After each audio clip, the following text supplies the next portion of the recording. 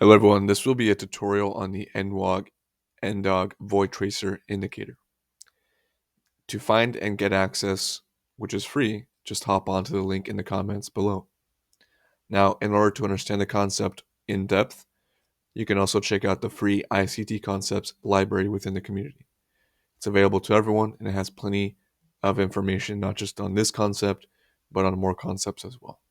If you are seeking more knowledge beyond that, I recommend checking out ICT Concepts YouTube channel for more in-depth knowledge. Now, when you claim access to the indicator, you will find it in your invite only section. Be sure to star it so you have it on your favorites, and thereafter, when you apply it on your chart, this will be the default settings. Here you can see it draws 2 NWOGs, 2 new week opening gaps, and 2 NDOGs, 2 new day opening gaps. Presented as default is going to be the day of the week, the date, and the colorization of the gap. If it's a bullish gap, default will be blue. If it's a bearish gap, default will be black. That's also customizable. Now, let's talk about the settings here. Starting off with the new week opening gap, keep in mind that the new day opening gap has the exact same settings, but because they happen at different times of the week, they are separated for in-depth analyzation of price action. Now, the settings are the same, so I'm simply going to go over the new week opening gap settings, and then we'll jump over to the lower settings down here. Now, if I want to only focus on one type of gap, I can turn this on or off for the toggle. As we can see, the new week opening gaps disappear. When I place them back on, I can also choose the amount I want to see. There's going to be a max value of 20, so you have a clean chart and there's no issues with TradingView. So when I have 20, I can look back to the previous 20 weeks and see which gaps are resting. Now, let's leave it on 10 for now. Show NWOG levels. What does this mean? Well, it simply means the high and the low of those levels. And here you can choose the thickness of those boundaries as well as the line type. For bullish gaps and bearish gaps, two distinct colors right here. So here we can see on this bullish gap, we have this color here. If you want to change that for more visibility on the new week opening gap, you can do so as well. It will change the color of the lines, the low and the high.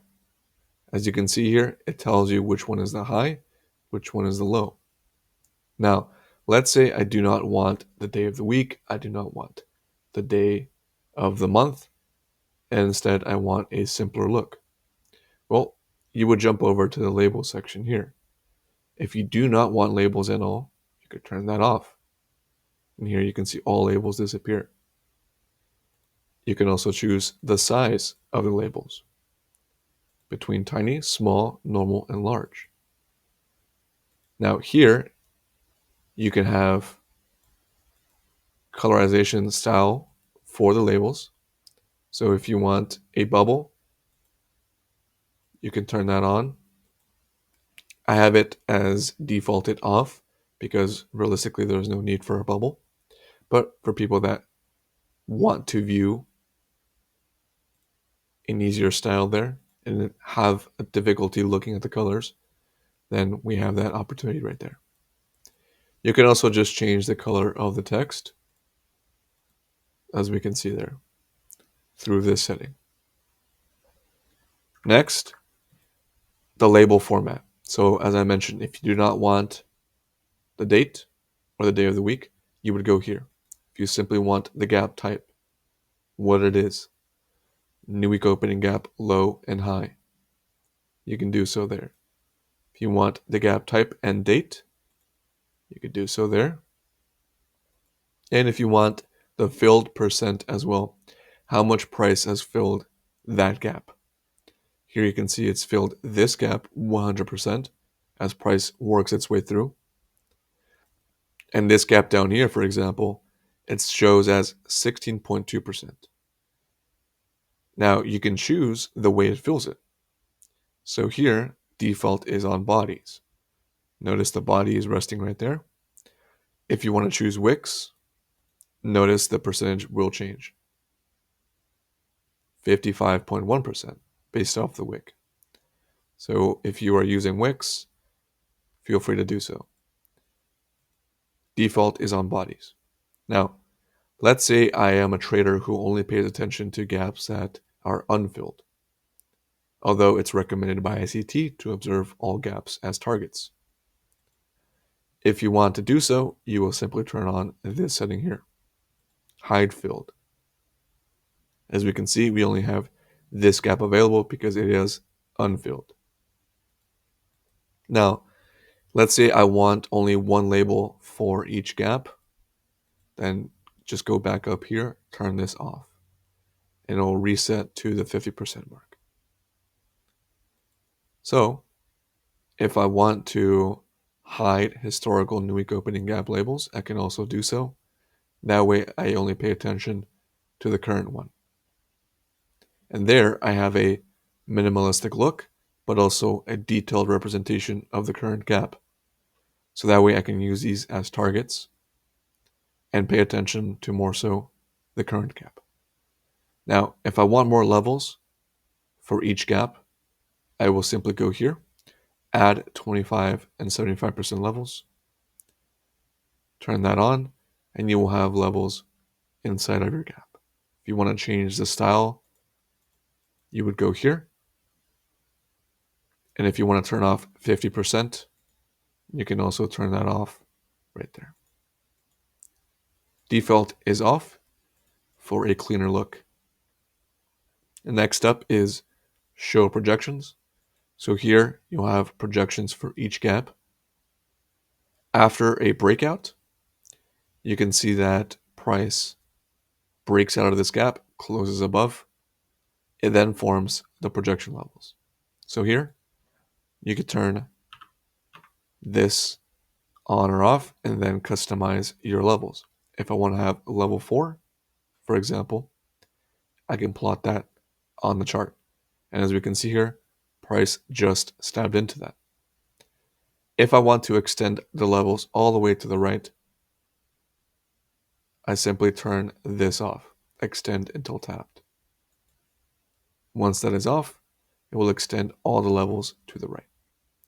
If I want an even cleaner look, then I will change the position of the projections to the right on this setting here.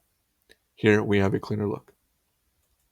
Keep in mind, for the labels, when you hover over, if you are trading on a different platform, i.e., for example, NinjaTrader, you can hover over and find a tooltip for that price level. Same thing if you are using any of these two settings here, gap type or gap date. If I hover over, I can still see the filled percentage. I can still see the high, the low, etc. And the high and the low on this as well. So let's say I want to keep all the projections on. I will simply turn this off, hide historical new week opening gap labels, and in turn, I will have all of the previous projections on as well, as we can see there. So if we want to make them go to the left for a much cleaner look, we can do so. And there we go. Much cleaner look, as we can see. So let's go back to the default settings here. Reset settings. That way we have a clean look. And we'll go and drop down to this section here. So as mentioned earlier, the new day opening gap has the exact same settings.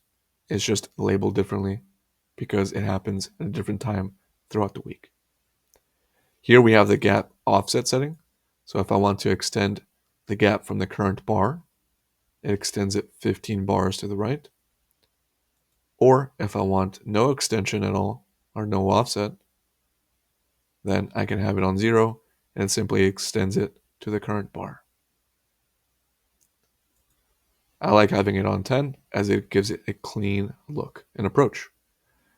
Next step, we have the status table. Here you will find more in-depth information on possible gaps that are unfilled or the progress of that gap you're observing and the filled percentage. This just makes it easier to look at a certain area on your chart instead of looking at each gap, trying to figure out which date is which, what price level is which, how much it's been filled, etc. Keeps it all cleanly in one place. As we can see there, has your filled percentage, 50%, the low and the high. Default is off for a cleaner look. And last but not least, we have all these settings here. Default is off for the projection level tap, but you can turn that on as well. Now, each setting here must be on if you're going to be using alerts, depending on what you want to see. If you simply want to know when a gap forms, simply only have this setting on. If you want to know when a gap gets filled, have this setting on as well, or projections. So my recommendation is when you have this setting on for alert on gap formation. And if you need more information, by the way, there's tooltips in the UI settings here. My recommendation is when you have that on and you're looking to see and get notified when a gap forms, you would go and right click on the label or any part of the indicator really and go here, add alert. If you're on mobile or if you want a different approach, just go here to your indicator, the 3 dots, add alert, and you will be shown this menu. Now, as I recommended, or as I mentioned earlier, my recommendation is this. If you have that setting on for when a gap forms, drop down to the 1 minute or even the seconds, right? This is important because the indicator notifies you when a gap forms, whether it's on your mobile device or here on the TradingView platform, as soon as a candle closes. So if I put the alert on for 15 minutes, based off the current time frame I'm on, it'll wait an entire 15 minutes to let you know the gap has formed.